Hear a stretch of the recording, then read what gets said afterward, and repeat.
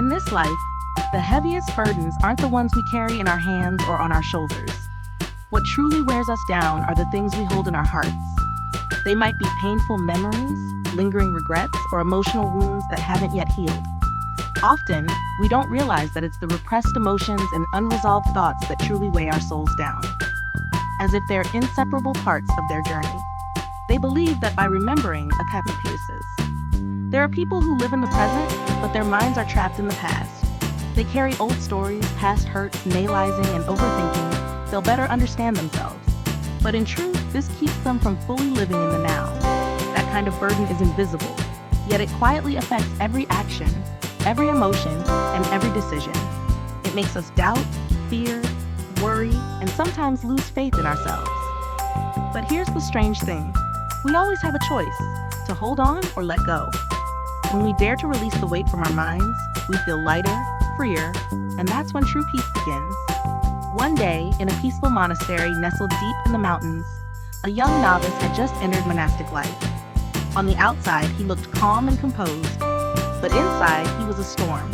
Despite leaving the secular world behind, painful memories still clung tightly to him. Family conflicts, a wounded childhood, and past disappointments. They were like shadows that refused to leave. Even within the stillness of the monastery, he couldn't find peace. He saw problems everywhere. Even small things filled him with anxiety. Every action, every word from others was overanalyzed. His mind was caught in an endless cycle of thoughts. Even the simplest tasks became complicated because of his inner turmoil. Day by day, the exhaustion grew heavier. Finally, he couldn't bear it any longer. He came to his master, eyes tired, voice trembling. "Master, I'm so weary. The past keeps following me and won't let go. I can't find peace. What should I do?" The master looked at him with gentle eyes, then softly replied, "Follow me." Without saying another word, the master led him out of the monastery gates. From afar, he pointed toward a hill covered in greenery. At its peak was a small hermitage. He said, "A great monk once lived there. He has since left to meditate in solitude, but he may still be there. He will give you the answer you seek." The novice immediately asked to go, his heart filled with hope. Perhaps he would finally find a way out of the torment gnawing at him every day. The master nodded, his eyes still soft, as if he already knew what awaited the boy. Without hesitation, the novice set out for the hill where the hermit monk resided. The path was steep, winding, and rocky, but despite the physical hardship, his heart burned with the desire to be free. After many hours of climbing and crossing streams, he finally reached the modest hut at the summit. There the monk sat in silent meditation, serene as if time itself no longer mattered. The novice waited outside, not daring to interrupt. When the monk slowly opened his eyes, the boy bowed deeply and said, "Master, please help me. My mind is full of painful memories. I can't let go of the past, and it tortures me every day. I just want to be free, to be at peace." The monk smiled gently and replied, "I will help you. But first, come with me to the village at the foot of the mountain. A disciple has invited me for lunch today." The novice nodded. He felt the answer was close, but he didn't know that what he was about to learn wouldn't come from teachings or scriptures. It would come from an experience, seemingly simple, but powerful enough to change his life forever. Before leaving the hut, the monk picked up a large rock, placed it before the boy and said, "Carry this rock down the mountain with you." The novice was surprised but said nothing. Thinking it must be part of some profound lesson, he quietly lifted the heavy rock onto his shoulder and followed the monk down the steep trail.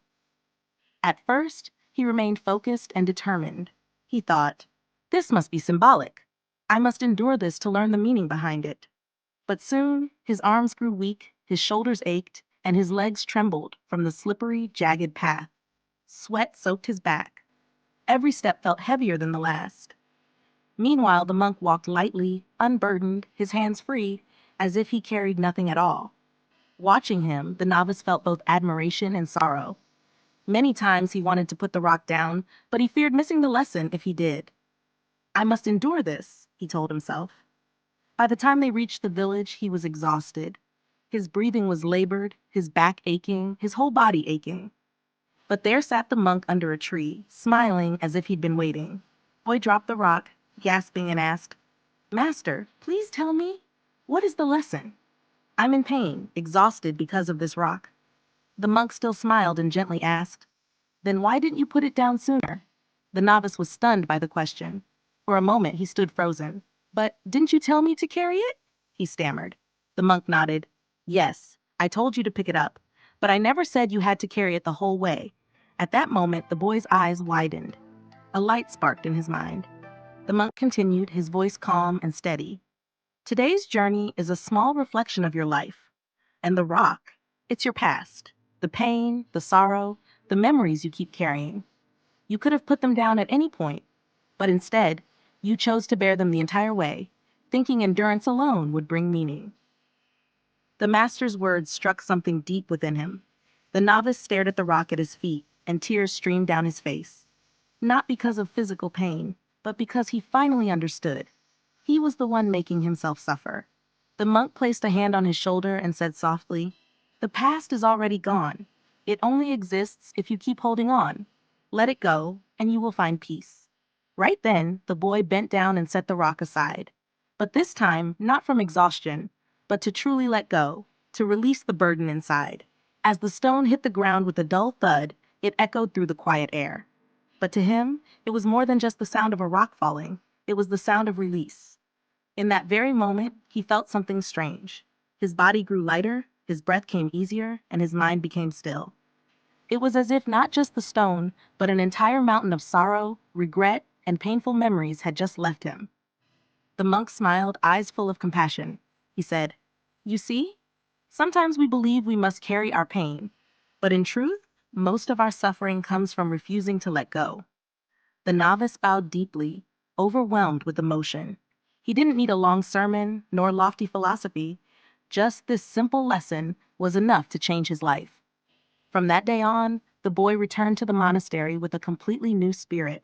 The walls were the same, the sound of the bell unchanged, but his heart was now at ease and light.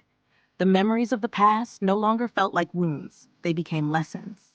What once held him down now served as a foundation for growth.